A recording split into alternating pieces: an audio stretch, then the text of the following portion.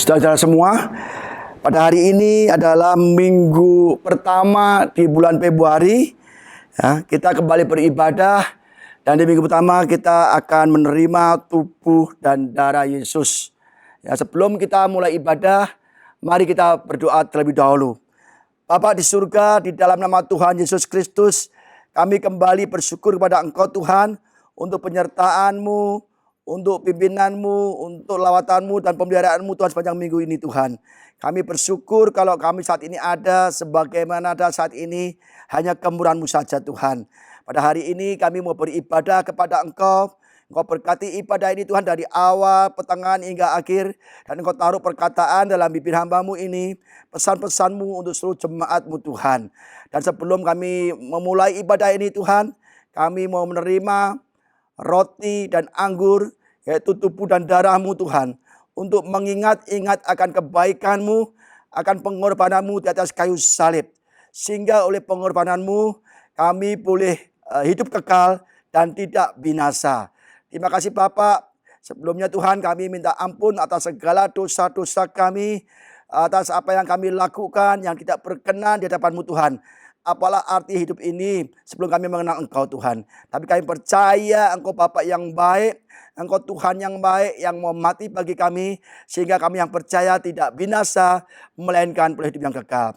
Terima kasih Bapa, di dalam nama Yesus kami siap terima tubuh dan darah-Mu. Haleluya, amin.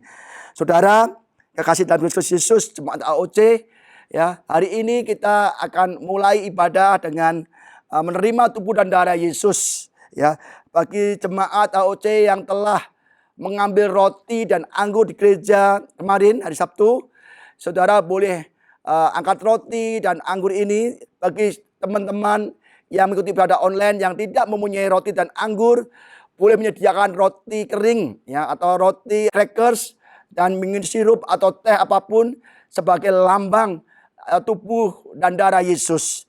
Kita lihat adalah esensinya untuk mengingat-ingatkan kebaikan Yesus yang telah mati bagi kita. Dan kita percaya kita menerima tubuh dan darah Yesus dan kita diselamatkan dan kita tidak binasa. Mari saudara yang sudah memiliki roti dan teh atau sirup boleh mengangkat roti. Akan saya bacakan terlebih dahulu apa arti roti hidup. Saya ambil dari Yohanes 6, demikian firman Tuhan. Akulah roti hidup. Nenek moyangmu telah makan mana di padang gurun dan mereka telah mati. Inilah roti yang turun dari surga. Barang siapa makan daripadanya, ia tidak akan mati. Akulah roti hidup yang telah turun dari surga. Jikalau seorang makan dari roti ini, ia akan hidup selama-lamanya. Dan roti yang kuberikan itu ialah dagingku yang akan kuberikan untuk hidup dunia. Orang-orang Yahudi bertengkar antara sesama mereka dan berkata, bagaimana ia ini dapat memberikan dagingnya kepada kita untuk dimakan? Maka kata Yesus pada mereka, aku berkata kepadamu, sesungguhnya jikalau kamu tidak makan daging anak manusia dan minum darahnya, kamu tidak mempunyai hidup di dalam dirimu. Barang siapa makan dagingku dan minum darahku, ia mempunyai hidup yang kekal. Aku akan membangkitkan dia pada akhir zaman. Sebab dagingku adalah benar-benar makanan dan darahku adalah benar-benar minuman. Barang siapa makan dagingku dan minum darahku, ia tinggal dalam aku dan aku di dalam dia. Sama seperti Bapa yang hidup mengutus aku dan aku hidup oleh Bapa. Demikian juga barang siapa memakan aku akan hidup oleh aku. Inilah roti yang telah turun dari surga. Bukan roti seperti yang dimakan nenek moyangmu. Mereka telah mati. Barang siapa makan roti ini, ia akan hidup selama-lamanya. Semuanya itu dikatakan Yesus di Kapernaum ketika ia mengajar di rumah ibadat. Saudara, roti ini adalah lambang dari tubuh Yesus yang dihancurkan di atas kayu salib. Bahkan bilurnya menyembuhkan kita. Yesus mati bagi kita, darah tercurah untuk kita saudara. Mari kita angkat roti tinggi-tinggi dan kita akan berdoa bersama. Tuhan, roti yang kami pegang adalah tubuh-Mu. Dan anggur yang kita pegang adalah darah-Mu. Biar Tuhan apa yang kami lakukan saat ini, memakan roti dan anggur ini, memakan tubuh dan darah-Mu, Tuhan. Kami percaya, kami mengingat-ingat akan kebaikan-Mu di atas kayu salib. Tidak ada orang yang mau mati bagi kami. Nabi boleh banyak, rasul boleh banyak, tokoh agama boleh banyak.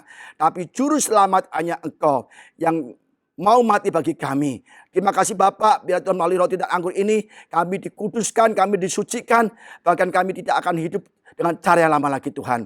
Terima kasih Bapak.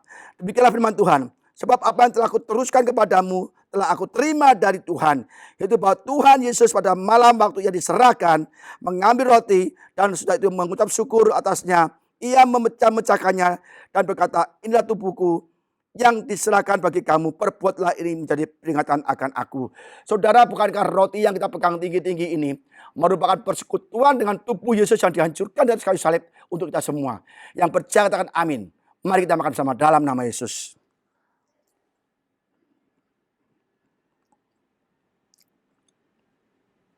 Terima kasih Yesus untuk tubuh-Mu yang dihancurkan untuk kami. Oleh bilur-bilur-Mu Tuhan kami disembuhkan. Kami percaya jemaat-Mu yang sakit disembuhkan. Yang lemah dikuatkan Tuhan. Bahkan yang terikat dilepaskan. Terima kasih Bapak. Mari saudara kita angkat cawan kita tinggi-tinggi.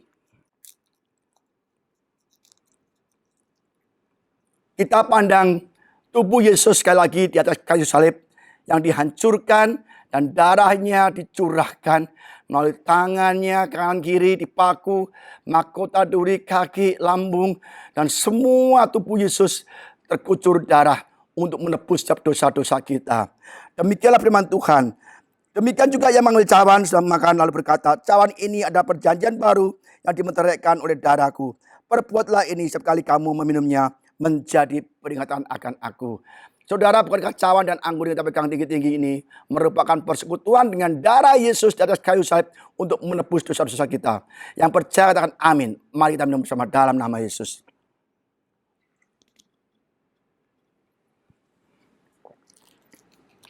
Terima kasih Tuhan untuk kebaikan-Mu Tuhan.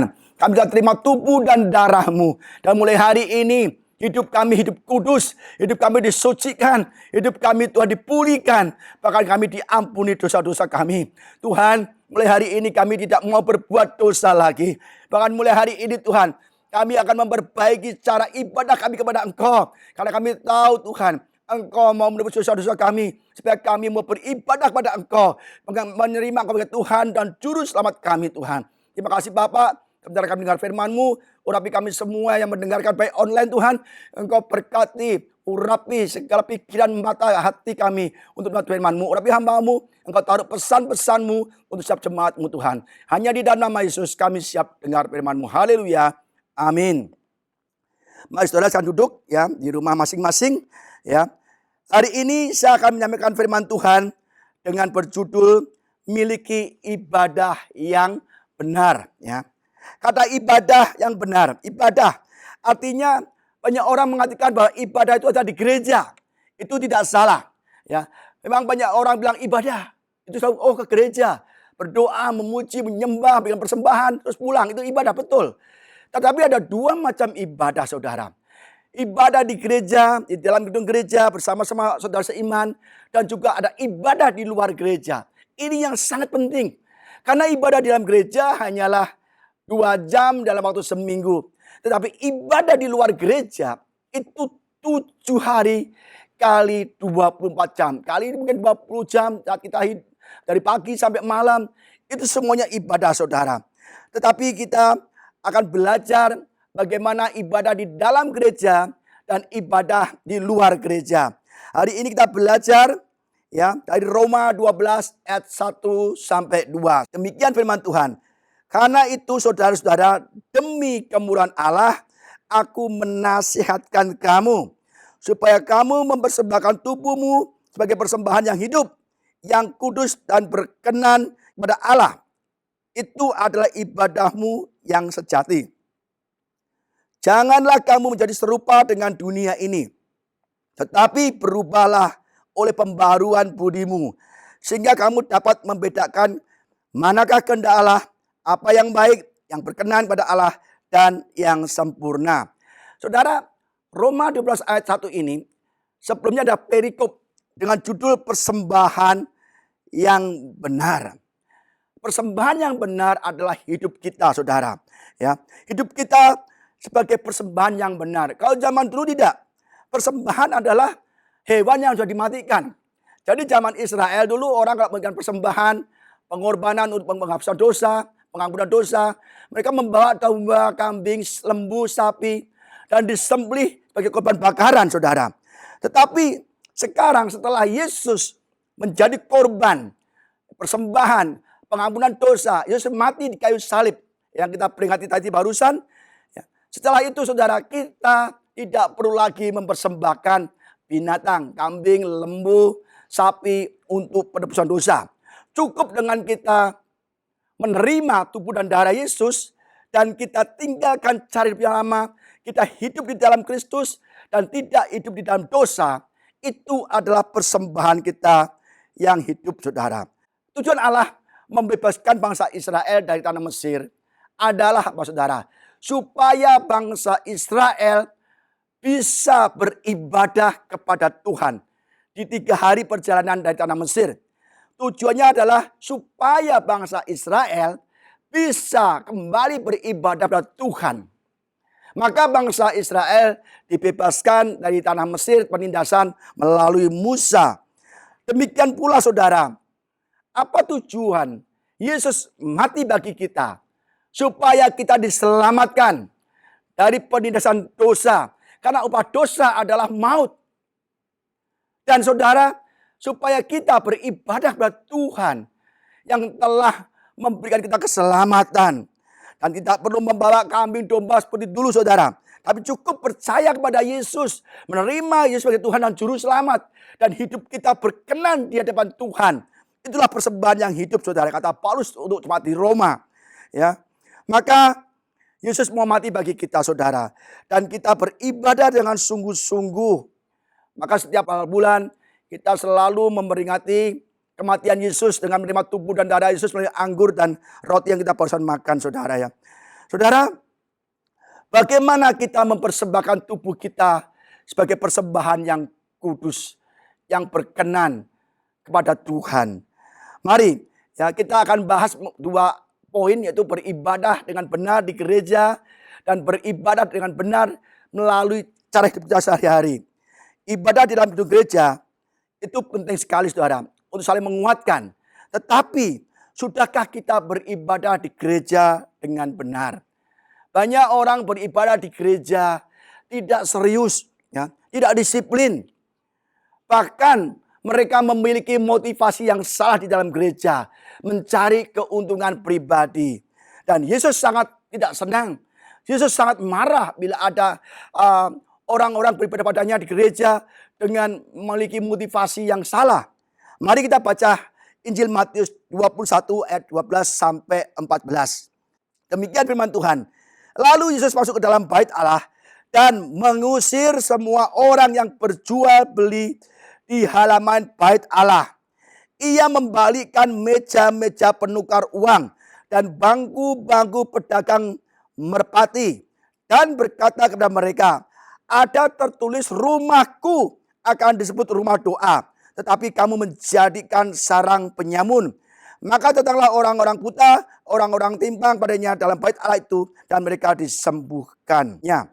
Saudara, bukankah hal seperti ini masih terjadi dalam gereja-gereja Tuhan? Zaman dulu Yesus ke bait Allah, masuk ke prataranya, banyak penjual merpati, penukar uang, banyak orang berdagang. Yesus sangat marah. Dia membalikkan meja-meja penukar uang. Dan dia sangat marah. Dia katakan, ini rumah doa, bukan rumah sarang penyamun. Bukan tempat berdagang. Bukan tempat untuk mencari keuntungan. Tapi tempat untuk beribadah kepada Tuhan. Saudara, bukankah zaman sekarang masih ada? Di gereja orang tujuannya apa? Apakah sungguh-sungguh beribadah kepada Tuhan? Saudara, kita telah diselamatkan melalui pengorbanan Yesus kayu salib. Yesus mati bagi kita. Bahkan supaya kita diselamatkan, tidak binasa, dapat itu yang kekal. Tapi apa timbal baliknya? Kita tidak pernah bersyukur dan terima kasih Tuhan dengan beribadah yang benar. Ibadah pun masih mencari motivasi yang salah. Di gereja, harusnya setiap minggu beribadah di gereja. Kita harus mempersiapkan diri. Berdoa dulu di rumah untuk mempersiapkan diri kita. Persiapkan persembahan yang terbaik bagi Tuhan. Kalau zaman dulu ada kambing, domba, lembu. Zaman sekarang mungkin nggak demikian. Mungkin berupa persembahan uang, dana yang akan digunakan untuk operasional gereja. Mungkin pengerja juga persiapkan diri. Aku akan menjadi usher, kolektan, menjadi pendoa syafaat, menjadi pendoa pengumuman atau pembawa pengumuman, doa persembahan, atau sebagai apapun multimedia, pemusik. Persiapkanlah diri saudara dengan berdoa kepada Tuhan. Dan datang lebih awal. Persiapkan diri saudara dalam pelayanan. Itu yang benar. Jemaat juga demikian. Sebagai jemaat, kita harus datang lebih awal. Berdoa dulu di gereja. Mendoakan ibadah, mendoakan cuaca, mendoakan pembicara, mendoakan segala sesuatu yang akan dilakukan dalam ibadah ini, saudara. Tetapi kita lebih sering sebelum ke gereja, kita persiapkan barang-barang dagangan kita, saudara. Kita membawa makanan, pakaian untuk dijual, mungkin presentasi multi level, asuransi, apapun yang bisa kita jual di gereja, kita persiapkan. Akhirnya saudara, kita ke gereja, pikiran kita tidak kepada firman, tidak kepada memuji Tuhan yang benar. Pikiran kita melihat kanan kiri. Siapa yang akan saya prospek hari ini? Siapa akan saya tawari dagangan saya hari ini, saudara? Saudara, ini benar-benar tidak berkenan di hati Tuhan. Kita sebagai jemaat ibadah yang benar, yang tulus untuk bersyukur pada Tuhan, memuji, menyembah, bahkan membawa persembahan yang terbaik. Karena kita sudah tebus, saudara. Mengucap syukurlah dalam segala hal. Banyak jemaat juga yang ibadahnya bolong-bolong. Yang sering bolos, hari ini ibadah, besok tidak ibadah. Sekali ibadah 3 kali bolos. Bahkan ada yang ibadah hanya Natal saja. Di saat gereja ada door prize, gereja ada makanan, gereja ada souvenir. Banyak saudara, zaman sekarang ibadah tidak benar. Ibadah sering terlambat, saudara. Kalau terlambat 1 kali, 2 kali, mungkin 5 kali oke lah. Mungkin banyak masalah, hujan, becek, atau mungkin ada kendala-kendala. Tetapi kalau setiap ibadah itu terlambat 30 menit, 20 menit, saudara, itu menjadi karakter saudara. Dan saudara tidak sungguh-sungguh di dalam Tuhan. Saudara kalau ketemu pacar saudara, janji jam 7, saya percaya jam 5 saudara sudah di depan kaca, bercermin, pakai pakaian yang terbaik, ya, pakai sisiran rambut yang terbaik supaya pacar saudara senang. Saudara jam 7 janjian, jam 6 udah sampai, ya kan? Dan saudara nggak mau cepat-cepat pulang, masih ngobrol, jam 9 suruh pulang nggak mau, ya kan? Kenapa? Saudara mencintai pacar saudara. Tetapi di gereja kita bisa nggak betah, saudara. Aneh kita, saudara. Kita nggak betah di gereja, nggak tahan lama di gereja. Bahkan di gereja pun kita gunakan untuk ngobrol, tiduran, main HP, kaki diangkat kayak warung kopi. Aduh saudara, benar-benar tidak menghargai Tuhan. Saya katakan dengan tegas, dengan keras, sampai gembala gereja AOC ini, jemaat AOC harus sungguh-sungguh beribadah Tuhan. Datang lebih awal, jangan terlambat, jangan tidur di gereja. Saya sering saudara, begitu saya naik ke mimbar, mau sampaikan firman Tuhan, ada beberapa jemaat yang selalu menguap, ya, ngantuk terus saudara, bawaannya ngantuk terus. Ya mungkin dia kurang tidur, tapi anehnya begitu ibadah selesai, seger kembali saudara. Apakah itu ibadah? Saudara, zaman-zaman sekarang kita sangat perlu Tuhan. Kita sudah diselamatkan, mari kita ibadah di gereja dengan benar. Ya, jangan aneh-aneh saudara. Bahkan kita ke gereja, kita mencari siapa yang bisa saya minta utang. Siapa yang bisa menolong saya. Siapa yang bisa kasih uang saya. Banyak saudara. Di mana-mana. Di gereja-gereja mana sering terjadi demikian. Bahkan di gereja tujuannya untuk mencari utangan, mencari pertolongan, mencari diakonia. Bahkan ketemu gembalanya. Pak, saya susah. Semua orang juga susah. Pak, saya butuh uang. Semua orang butuh uang. Pak, saya butuh makan anak saya. sekolah anak saya, kontrakan rumah saya. Semua juga butuh saudara. Saya sebagai gembala tidak bisa menolong saudara dalam hal demikian. Saya akan menolong saudara memberikan jalan yang benar. Datang kepada Tuhan. Datang kepada Yesus. Mari berdoa sungguh-sungguh. Pasti Tuhan akan tolong kita. Maka kalau ada jemaat berkata, Pak, bagaimana saat untuk beribadah di sini? Bisa ngisi KKJ, Kak? Tidak ada KKJ. Gereja ini tidak ada KKJ. Hari ini saudara ibadah di sini, saudara jemaat. Besok gak ibadah, saudara bukan jemaat. Hari kembali ibadah lagi, saudara jemaat. Sebab gereja ada untuk kita beribadah. Saudara, saya rindu setiap jemaat GPI of Christ punya hati yang tulus dalam beribadah di gereja. Tidak punya motivasi KKJ lah, diakonia lah, ya kan? Mencari utangan lah, mencari pertolongan. Tidak. Tapi mencari Tuhan dengan segala kebenarannya. Maka apapun yang saudara butuhkan, Tuhan pasti menolong saudara. Konsep ibadah adalah memberi persembahan. Bukan mencari persembahan. Saya ulang sekali lagi dengan tegas. Di dalam beribadah pada Tuhan, kita harus mempersiapkan persembahan. Bukan uang saja saudara. Saya mau bukan uang saja. Hati kita, pikiran kita, talenta kita, pelayanan kita. Dana juga salah satunya. Persembahan. Jadi persiapan terbaik. Beri terbaik Tuhan. Pujian yang terbaik. Menyembah Tuhan yang terbaik. Konsentrasi firman yang terbaik. Maka saya percaya Tuhan disukakan. Jangan sekali-sekali saudara punya motivasi ke gereja. Mencari keuntungan pribadi.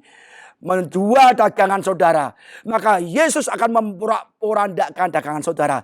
Tuhan tidak memberkati saudara. Dan saudara menjadikan rumah Tuhan rumah perampok. Rumah penyamun. Jangan kita jadi penyamun di rumah Tuhan.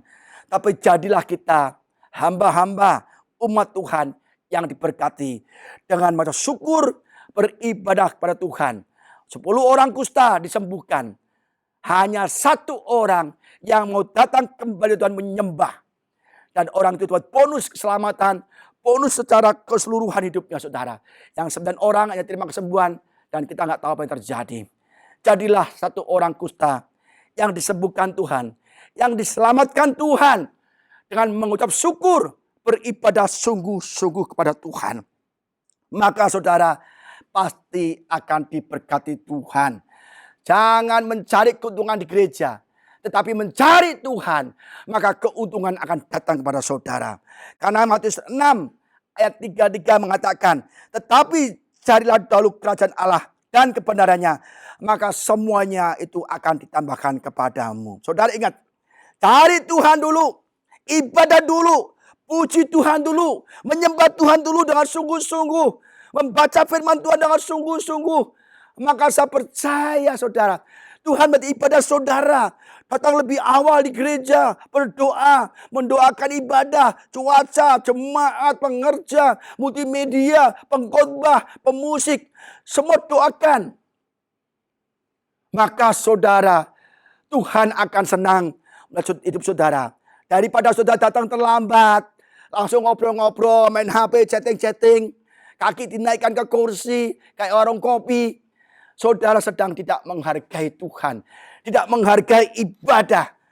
Maka saudara akan jauh dari berkat. Percayalah saudara. Saya alami.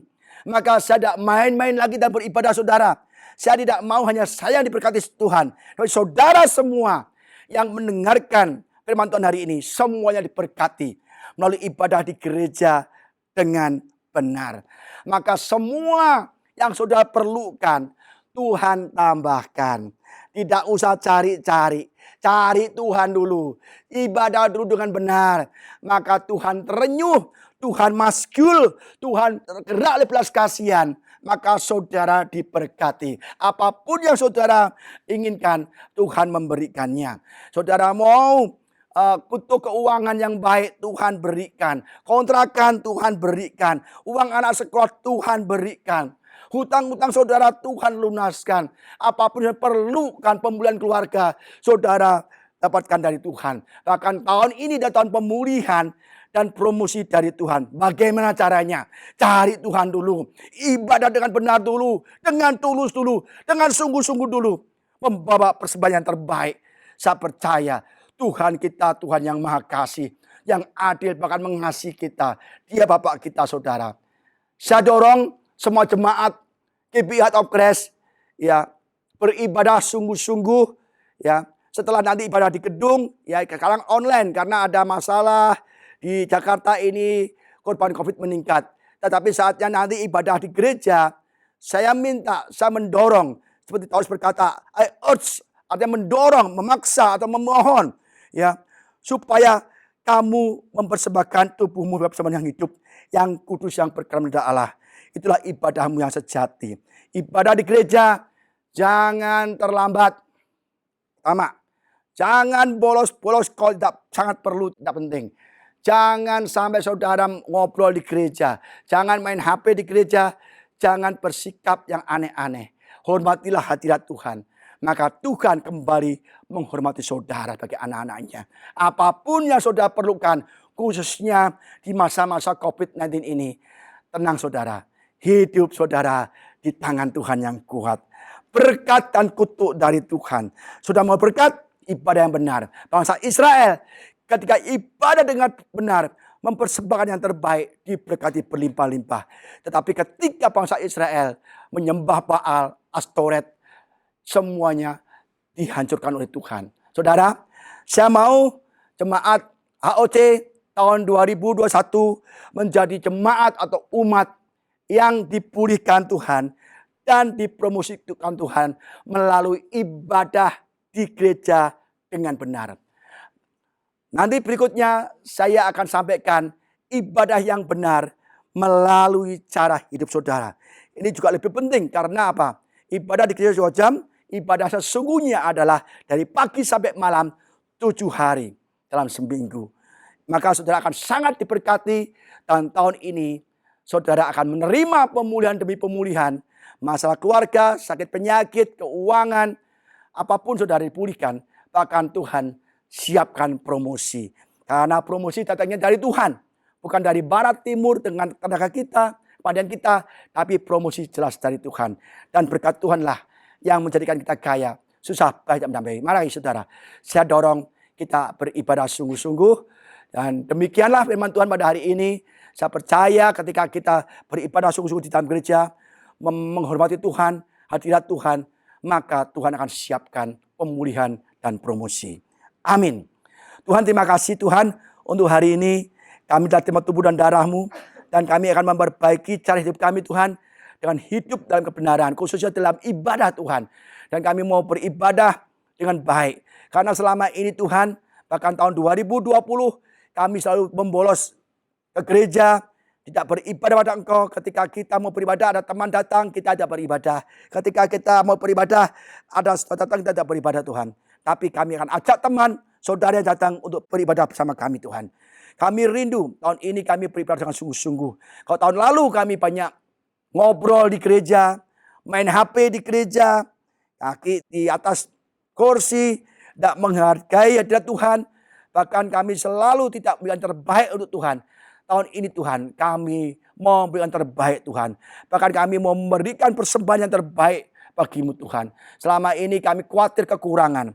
Khawatir akan tidak punya uang. Khawatir uang kita kurang untuk hidup. Maka kami tidak berikan persembahan-persembahan pada Engkau untuk gereja ini Tuhan. Dan kami percaya ketika kami memberi di pekerjaan-Mu, maka Engkau akan memberkati kami berlimpah-limpah Tuhan. Kami percaya kalau kami tidak cinta uang, maka Engkau akan memberkati kami Tuhan. Terima kasih Bapak.